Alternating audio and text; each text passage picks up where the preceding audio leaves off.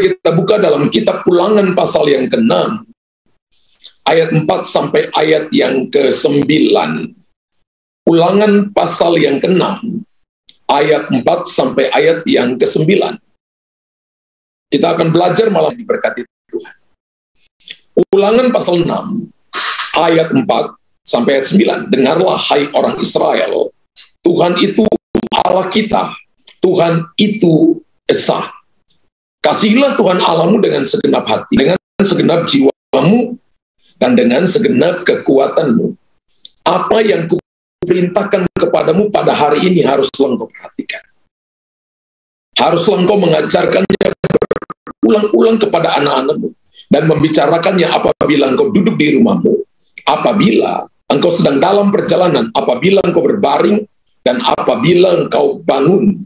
Ayat 8, haruslah juga engkau mengikatnya sebagai tanda pada tanganmu, dan haruslah itu menjadi lambang di dahimu. Ayat 9, dan haruslah engkau menuliskannya pada tiang pintu rumahmu dan pada pintu gerbangmu. Kalau Bapak Ibu lihat Ulangan pasal 6, ayat 4 sampai ayat yang ke-9, maka firman Tuhan ini datang bagi keluarga orang Yahudi, supaya mereka mengajarkan firman kepada the next generation, new generation mereka, kepada cucu cicit mereka, supaya mereka memiliki hidup yang diberkati oleh Tuhan. Amin. Supaya mereka memiliki hidup yang bisa jadi berkat bagi banyak orang. Banyak orang percaya selalu melihat rumah Tuhan tidak sesuci dan tidak sepenting gereja. Padahal Bapak Ibu harus tahu bahwa hal yang pertama dibangun oleh Tuhan bukan gereja. Hal yang dibangun oleh Tuhan pertama bukan sebuah negara, bukan sebuah organisasi besar, bukan sebuah perusahaan besar. Tapi hal pertama yang dibangunkan Tuhan di muka bumi ini yang menjadi institusi pertama adalah keluarga. Di keluarga itulah maka Tuhan menyiapkan suami, menyiapkan istri, menyiapkan anak-anak, untuk nanti ketika mereka dipersiapkan dengan baik dalam rumah, sesuai dengan Torah, Kejadian, Keluaran, Imamat, Bilangan, itu adalah 5 kitab Musa, sesuai dengan kitab Injil dan kitab Taurat, Kejadian sampai Wahyu. Maka ketika mereka masyarakat, maka mereka akan menjadi berkat bagi banyak orang. Mereka akan punya gaya hidup yang akan membuat sebuah pengaruh, influence, pengaruh bagi banyak orang. Saudara dan saya tidak boleh melihat bahwa rumah saudara tidak sesuci atau tidak sepenting gereja. Dan banyak orang Kristen telah mengabaikan peran penting rumah sebagai sumber berkat Tuhan. Alkitab menulis begitu banyak ayat tentang rumah sebagai sumber berkat. Dalam Perjanjian Lama sering Tuhan berkata tentang rumahnya, yaitu rumah di mana umat Allah tinggal. Tuhan akan memberkati rumah tangga. Contoh tadi Ulangan 6 ayat 4 dan 9. Kita bisa lihat juga dalam Bilangan pasal 18 ayat 31. Kita Bilangan 18 ayat 31. Kamu boleh memakannya di setiap tempat.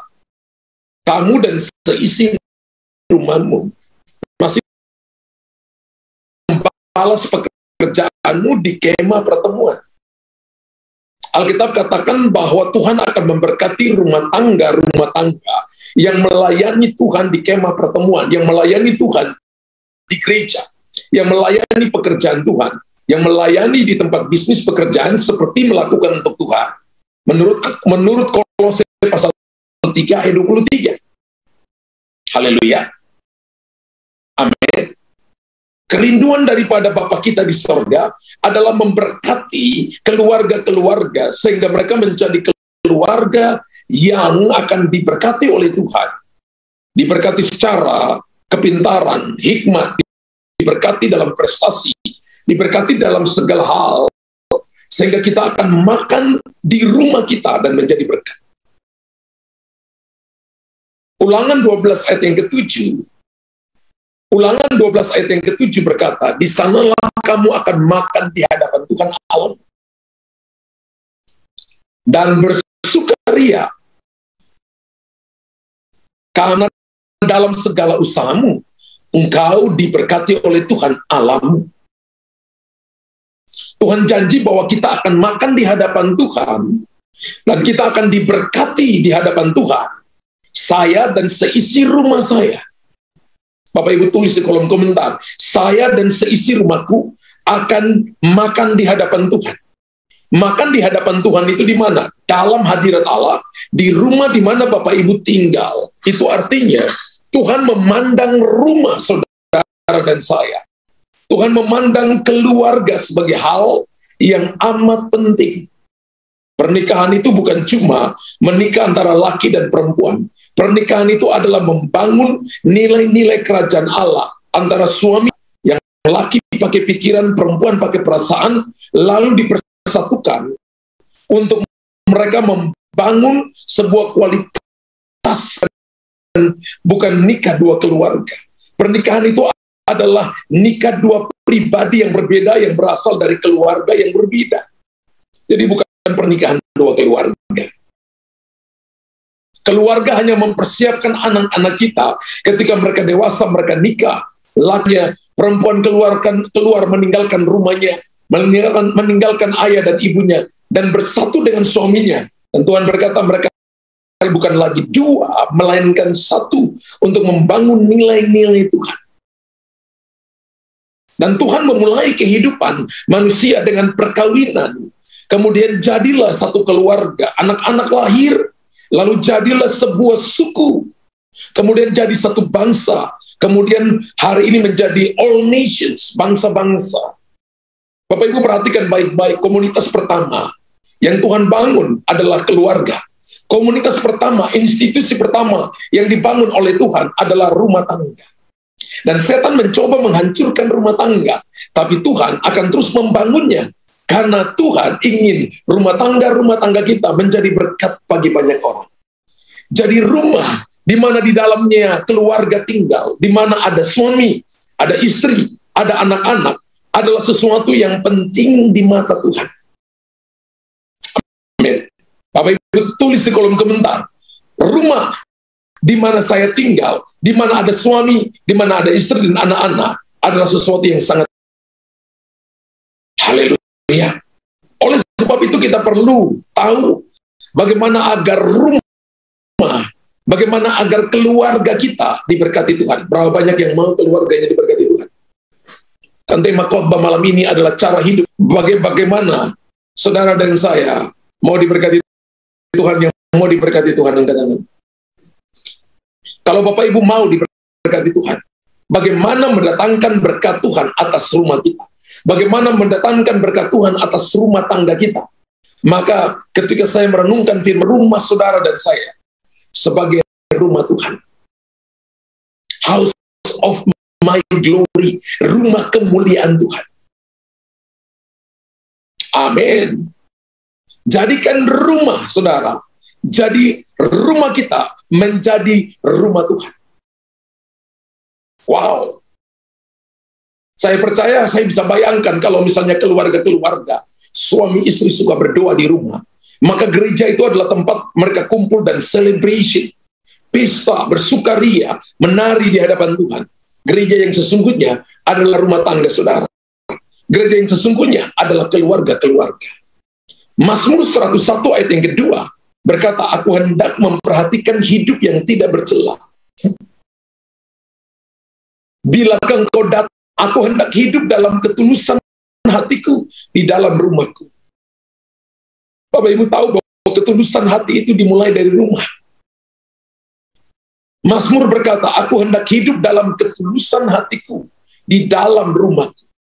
Terjemahan yang lain berkata, di dalam keluarga. Bapak Ibu dan saya punya keluarga, ada adik dan kakak. Tidak semua punya pemikiran yang sama. Ada kalanya kita bisa saling berdebat untuk sesuatu, dan mungkin saja Bapak Ibu dan saya marah dan tersinggung. Tapi Alkitab berkata, itu artinya tidak iri, tidak dengki, sakit hati. Tulus hati itu adalah Bapak Ibu dan saya pure. Orang boleh buat salah, tapi Bapak Ibu mau melupakannya. Orang boleh buat kekeliruan kepada kita. Orang boleh menipu kita. Orang boleh berbicara bohong kepada kita. Tapi kita mau tulus hati. Ketulusan adalah adalah karakter Tuhan yang harus ada pada saudara. Ketulusan harus saudara dan saya miliki. Amin. Nah, saya percaya bahwa selama ini kita sering salah kaprah. Salah kaprah itu salah pengertian. Salah kaprah itu sikap hati yang keliru. Bahwa rumah Tuhan itu hanya gereja. Bapak Ibu harus tahu bahwa kalau orang bilang gereja, gereja itu punya beberapa arti. Yang pertama adalah gereja adalah organisme, gereja adalah pribadi. Yang kedua, gereja adalah gedung gereja secara fisik. Yang ketiga, gereja adalah organisasi. Ada sistemnya, manajemennya, ada pengaturan keuangannya. Ya, ketika Bapak Ibu misalnya berikan perpuluhan, maka harus diatur. Bapak Ibu berikan persembahan yang masuk ke dalam gereja, maka persembahan itu perlu diatur dengan baik. Data-data administrasinya jalan. Ada sistem penata layanan dari gembala sampai turun kepada jemaat. Ada sistem penata layanan yang diatur. Gereja adalah organisasi. Dan yang keempat itu gereja. Jadi kalau orang bicara gereja hanya gedung gereja saja, maka dia belum mengartikan gereja secara utuh. Kalau orang bicara gereja hanya cuma pribadi, dia juga belum mengartikan gereja secara utuh. Jadi kalau orang mau bicara gereja secara utuh, dia harus bicara gereja secara pribadi. Gereja itu sebagai organisme, organisasi. Gereja juga harus sebagai, gereja adalah bangunan fisik, dan gereja secara universal. Jadi selama ini kita sering salah kaprah, menilai bahwa rumah Tuhan itu hanya gereja. Sebenarnya rumah Tuhan, di mana kita tinggal, adalah rumah Tuhan. Rumah di mana kita tinggal adalah rumah Tuhan. Bapak Ibu tulis di kolom komentar, rumah saya adalah rumah Tuhan. Amin. Artinya tempat di mana Tuhan mau tinggal dan berdiam di sana. Bapak Ibu datang ke gereja hanya seminggu sekali kan. Sedangkan Bapak Ibu tinggal dalam rumah Bapak Ibu hampir every day. Mari hari ini konsep berpikir kita mulai dirubah. Sehingga rumah kita adalah tempat untuk kita berdoa. Rumah kita adalah tempat untuk kita menyembah Tuhan. Rumah kita adalah tempat di mana kita menjaga perilaku kita di rumah. Perilaku kita di rumah adalah kalau kita suka ke gereja dan menyembah Tuhan, kalau kita suka ke gereja dan mengasihi, melayani, berdoa dan sebagainya, maka itu juga harus kita lakukan di rumah. Perilaku yang kita sering lakukan di gereja harus kita lakukan di rumah kita. Di rumah juga harus ada penyembahan. Di rumah juga harus ada saling mengasihi. Suami bisa buat salah, istri juga bisa buat salah, orang tua bisa buat salah, anak-anak bisa buat salah. Tapi kita harus mengasihi, kita harus saling melayani, kita harus juga saling berdoa, kita harus saling melupakan kesalahan orang lain. Saya percaya kalau itu terjadi, maka hasilnya akan sangat powerful, luar biasa. Amin. Kalau Bapak Ibu perhatikan Mazmur 128, ayat 1 sampai ayat yang ke-6. Mazmur 128 ayat 1 sampai ayat yang ke-6. Alkitab berkata, berbahagialah dan baiklah keadaannya. Berbahagialah setiap orang yang takut akan Tuhan, yang hidup menurut jalan yang ditunjukkannya. Apabila engkau memakan hasil jerih payah tanganmu, berbahagialah engkau dan baiklah keadaanmu. Istrimu akan menjadi seperti pohon anggur yang subur di dalam rumahmu. Anak-anakmu seperti pohon tunas, seperti tunas pohon zaitun di sekeliling mejamu. Ayat 4. Sesungguhnya demikianlah akan diberkati orang. Ayat yang ke-5 berkata, kiranya Tuhan memberkati engkau dari Sion, supaya engkau melihat kebahagiaan Yerusalem seumur hidupmu. Ayat yang ke-6 berkata, dan melihat anak-anak dari anak-anakmu, damai sejahtera atas Israel. Kalau kita lihat Mazmur 128 ayat 1-6, berbahagialah dan baik keadaannya.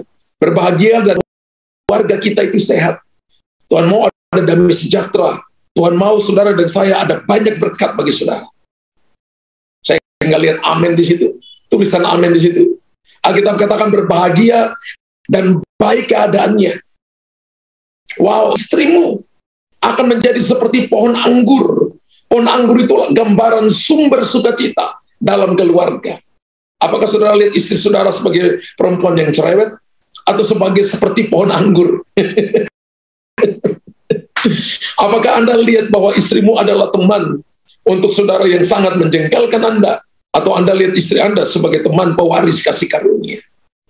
Istri akan menjadi seperti pohon anggur, menjadi sumber sukacita, sesuatu yang manis, sesuatu yang disukakan, sesuatu yang akan menjadi berkat bagi banyak orang, terutama dalam keluarga untuk menggenapi Amsal 31. Kalau Bapak Ibu perhatikan baik-baik, Tuhan berkata begini, keluarga dimulai dari keadaanmu baik, dari engkau berbahagia, dari sehat, damai, sejahtera, banyak berkat, istri menjadi sumber sukacita, dan dikatakan anak-anak seperti pohon zaitun, memiliki masa depan yang gemilang, tunas yang sedang tumbuh, artinya mereka akan tumbuh, dan mereka akan mengenal Tuhan secara pribadi. Bagi suami diberkati Tuhan, dalam pekerjaan, usahanya akan terus maju, dan Tuhan akan menjaga langkah-langkahnya. Wow, berapa banyak Bapak Ibu yang mau itu? Maka hal yang pertama, jadikan rumah Anda sebagai rumah Tuhan. Ketika Bapak Ibu menjadikan rumah Anda, dan saya sebagai rumah Tuhan, maka kita akan melihat keluarga kita akan diberkati Tuhan. Mazmur 28, 128 ayat 1-6 akan menjadi bagian. Yang kedua, saudara dan saya, rumah di mana kita tinggal, keluarga kita, harusnya menjadi hadirat Tuhan, tempat hadirat Tuhan. Rumah di mana kita tinggal, keluarga kita, harusnya menjadi tempat hadirat Tuhan. Bapak Ibu tulis di kolom komentar, rumah di mana saya tinggal, harusnya menjadi tempat hadirat Tuhan. 2 Samuel pasal 6, ayat 9 sampai ayat yang ke-11. 2 Samuel pasal 6, ayat 9 sampai ayat yang ke-11. Pada waktu itu, Daud menanya, bagaimana tabut Tuhan itu dapat sampai kepadaku? Sebab itu, Daud tidak mau memindahkan tabut Tuhan itu ke tempatnya, ke kota Daud. Tetapi Daud menyimpannya dan membawanya ke rumah Obed-Edom. Obed-Edom ini bukan orang Israel, ya, orang Gad itu, tapi dari Edom. 3 bulan lamanya, tabut Tuhan itu tinggal di rumah Obed-Edom, orang Gad itu. Dan Alkitab katakan Tuhan memberkati Obed-Edom dan seisi rumahnya. Wow. Rumah di mana kita tinggal adalah tempat hadirat Allah. Berapa banyak yang mau rumahmu diberkati? Berapa banyak yang mau hadirat Allah tinggal di rumahmu? Jadikan rumah saudara dan saya sebagai altar doa bagi Tuhan. Jadikan rumah saudara dan saya sebagai misbah pujian penyembahan. Gereja ini, gereja online ini sedang melakukan yang namanya FC, Family Cell. Family Cell itu adalah kelompok kecil, 10-12 orang berkumpul di hari Selasa atau hari Kamis. Untuk mereka kumpul, ada altar di rumah masing-masing. Mereka memecahkan roti, membagi firman Tuhan, saling mendoakan, saling menguatkan, dan menjangkau jiwa-jiwa bagi Tuhan. Dan kalau Bapak Ibu rindu rumah Anda dan saya dipakai oleh Tuhan, Bapak Ibu bisa minta di nomor-nomor telepon yang nanti akan diumumkan oleh host nanti. Bapak Ibu bisa tergabung di sana. Jadikan rumah Anda dan saya sebagai altar bagi Tuhan. Alkitab katakan 3 bulan lamanya tabut Tuhan itu tinggal di rumah Obed-Edom. Dan orang Gad itu bukan orang Israel. Orang Gad itu diberkati oleh Tuhan, dia dan seisi rumahnya. Wow. Bahkan sampai Daud cemburu. Kalau Bapak Ibu taruh hadirat Allah di rumah, jadikan rumahmu tempat hadirat Allah, maka rumahmu akan diberkati Tuhan. Dan ini tidak bicara tentang altar harafiah. Ini tidak bisa bicara tentang altar yang Anda buat sendiri. Tapi hati yang dipenuhi kerinduan. Hati yang haus, yang cinta akan Tuhan, yang ingin bersekutu dengan Tuhan lebih dan lebih lagi. Jangan cuma puas ibadah hari Minggu. Jangan cuma puas ibadah 1 minggu sekali, Bapak Ibu. Kita ini makan secara fisik 1 hari 3 kali, belum termasuk minum kopi. Belum termasuk memilih yang lain. Itu cuma untuk daging kita. Tapi bagaimana memberi makan rohani Bapak Ibu? Bapak Ibu nggak boleh puas hanya makan makanan rohani, yaitu firman Allah seminggu sekali. Bapak Ibu harus minta lebih, haus lebih, rindu lebih, mau bersekutu dengan Tuhan lebih lagi. Katakan amin unlimited kali, amin 500 juta triliun kali. Tulis di kolom komentar. Nah, saya percaya kalau ada doa yang dinaikkan dalam rumah, seperti Obed-Edom yang menaruh disimpan hadirat Allah dalam rumahnya, dan dia diberkati oleh Tuhan, maka saya percaya Tuhan akan hadir di sana. Dan kalau Tuhan hadir, maka mujizat terjadi. Anda yang merindukan mujizat, kalau Anda tidak mengizinkan rumahmu dijadikan tempat berdoa, tempat menyembah, maka Anda nggak akan alami mujizat. Tapi kalau Anda izinkan rumahmu menjadi tempat hadirat Allah, tempat di mana orang memuji Tuhan, tempat di mana firman Allah disampaikan, maka saya percaya yang sakit sembuh, yang susah menjadi senang, yang lemah menjadi kuat, yang kekurangan menjadi kelimpahan. Katakan amin unlimited kali.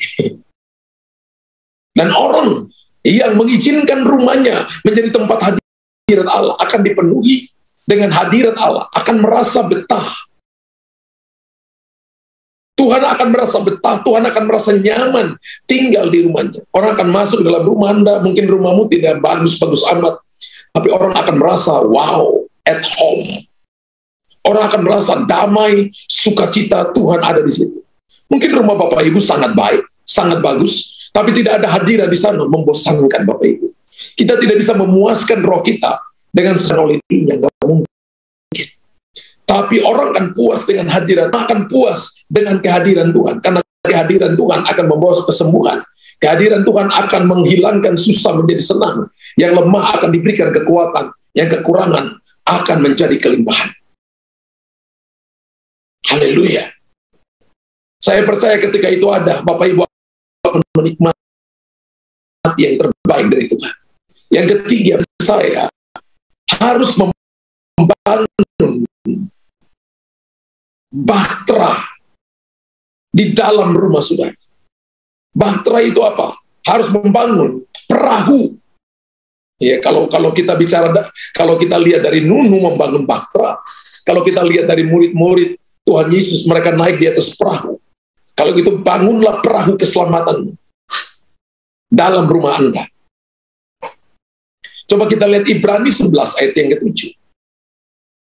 Ibrani pasal 11 ayat yang ke-7 berkata, karena iman, maka Nuh dengan petunjuk Allah tentang sesuatu yang belum kelihatan, dengan akan keluarganya. Berapa lama Nuh membangun bahtera? 120 tahun. Ada orang yang ini teknologi pertama membangun kapal. Panjangnya 133 meter. Saudara tahu, lebarnya kurang lebih 33 meter dan tingginya 13 meter. Dengan taat mempersiapkan bahtera untuk menyelamatkan keluarganya. Ketika suami mempersiapkan bahtera dengan cara ukurannya itu ukurannya Tuhan, saudara. Panjang, lebar, dan tinggi. Bicara tentang saudara dan saya berjalan bersama dengan Tuhan. Bicara tentang Anda berharap kepada Tuhan dan punya keintiman dengan Tuhan. Dan karena iman itu, ia menghukum dunia dan dengan imannya. Mempersiapkan bahtera untuk menyelamatkan keluarganya. Pertanyaan saya hari ini sederhana. Apakah Bapak Ibu yang dengarkan firman Tuhan hari ini, sore ini, Anda sedang mempersiapkan bahtera untuk menyelamatkan keluargamu, ataukah Anda dan saya hanya memikirkan diri sendiri dan tidak pernah memikirkan keluarga? Kalau Bapak Ibu memikirkan keluarga Bapak Ibu, yang pertama Anda pasti akan doakan suami, Anda akan doakan anak-anak, Anda akan rindu dengan Tuhan untuk melihat keluargamu diselamatkan.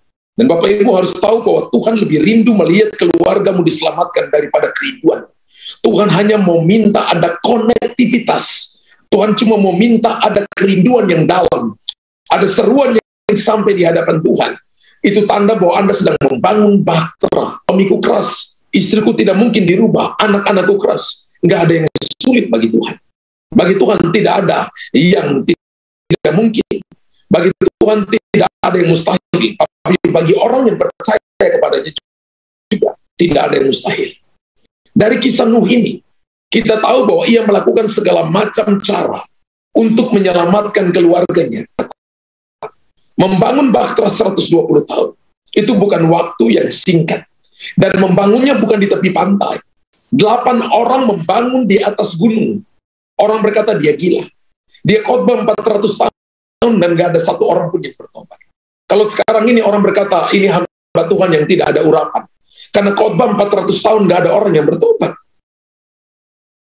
Membangun Bahtera 120 tahun, orang bilang dia gila. Tapi dia melakukan dalam ketaatan. Hari ini mungkin Bapak Ibu dan saya menginjil suamimu, mendoakan suamimu. Mungkin sudah 5 tahun dan belum ada rubah. Saudara belum berdoa, mempersiapkan selama 120 tahun. Saya percaya hari ini Tuhan sedang mempersingkat waktu, tapi volumenya tidak berkurang. Bapak, Ibu, dan saya, mari lakukan ini bagi keluargamu. Kita tidak bisa menyelamatkan nyawa anak-anak kita. Karena yang bisa menyelamatkan nyawa suami, nyawa istri, nyawa anak-anak kita, nyawa keluarga kita itu Tuhan.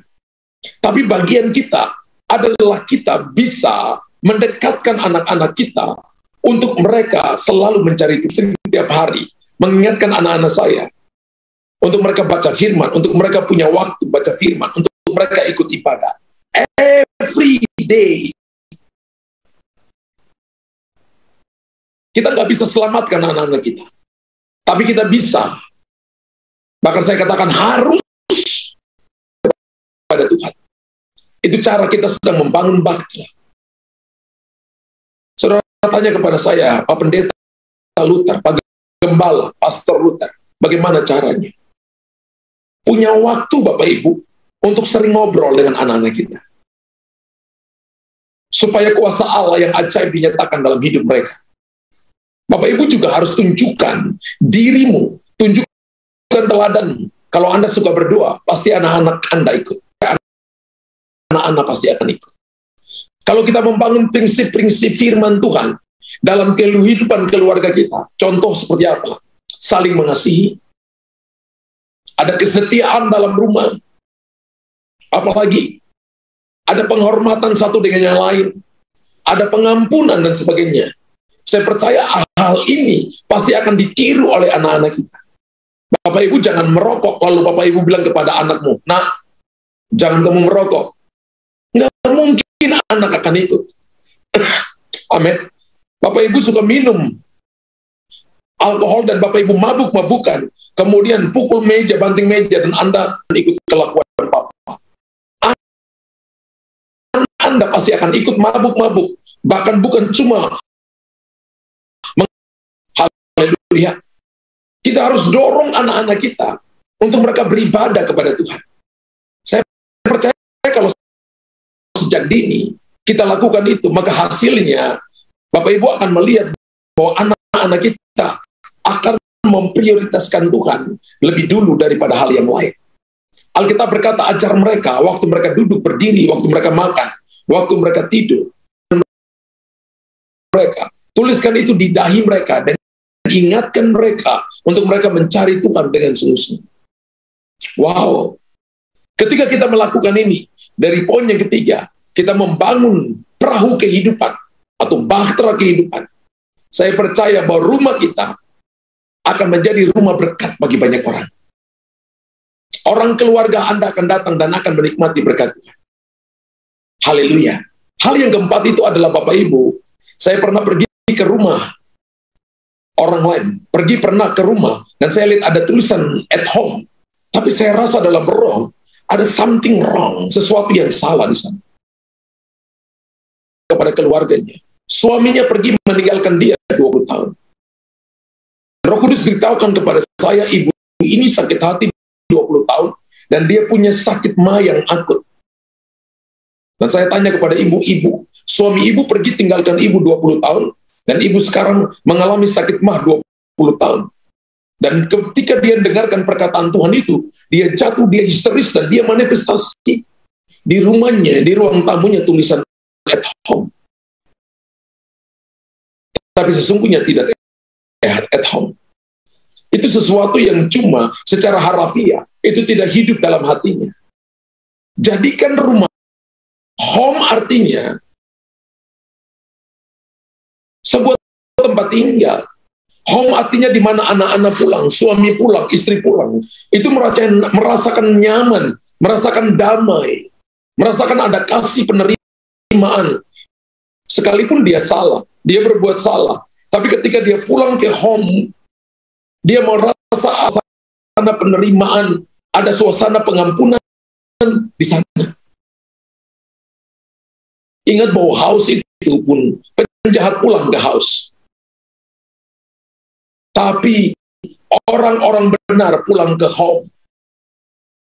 Haus hanya sebuah tempat tinggal bersama tanpa ada suasana kekeluargaan. Dan penjahat pun pulang di sana.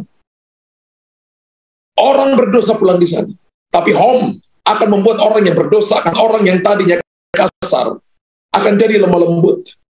Kalau rumah saudara dan saya adalah sebuah home, maka Alkitab berkata Tuhan akan mengalir. Mazmur 133 ayat 1 sampai ayat yang ketiga. Sungguh alangkah baik dan indahnya apabila kamu hidup rukun bersama. Seperti minyak yang baik dari kepala menoleh ke janggut. Dan seperti embun gunung Hermon yang mengalir ke atas gunung-gunung Sion. Sebab kesanalah Tuhan memerintahkan berkat kehidupan untuk selama-lamanya. Kalau rumah Anda menjadi home, Tuhan memerintahkan berkat kehidupan untuk sampai selama-lamanya. Bukan 30 tahun lalu Tuhan capek. Tapi ketika rumah kita tempat tinggal, tempat nyaman, tempat damai, ada kasih di sana, ada penerimaan di sana, ada pengampunan di sana, ada doa di sana, ada altar menyembah Tuhan di sana. Wow. Rumah Anda keluar sasaran berkat Tuhan. Katakan, tulis di kolom komentar, keluargaku akan menjadi sasaran berkat daripada Tuhan. Katakan haleluya. Dan ini menjadi kerinduan Tuhan. Saya berdoa ini menjadi bagian saudara dan saya. Kita akan menikmati itu. Jangan anggap remeh rumahmu. Bangun mesbah keluarga di rumahmu. Jadikan rumahmu FC, family cell, di mana setiap minggu ada tempat untuk saudara dan saya saling share satu dengan yang lain, saling membangun satu dengan yang lain. Dan yang kelima, jadikan rumah Anda tempat melayani, tempat pelatihan untuk melayani. Yosua 24 ayat yang ke-15. Yosua 24 ayat yang ke-15. Alkitab berkata, tetapi jika kamu anggap tidak baik untuk beribadah kepada Tuhan, pilihlah pada hari ini kepada siapa kamu akan beribadah. Ilah yang kepadanya nenek moyangmu beribadah di seberang sungai Efrat, atau ilah orang Amori yang negerinya kamu diami ini. Ayat 24, Yosua 24 ayat 15 bagian B berkata, tetapi aku dan seisi rumahku, kami akan beribadah kepada Tuhan. As for me and my house, we will serve the Lord. Tetapi aku dan seisi rumahku akan beribadah kepada Tuhan.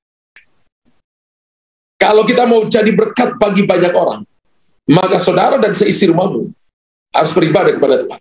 Bukan cuma istri yang suka beribadah, bukan cuma suami yang suka datang beribadah, tapi suami, istri, dan anak-anak.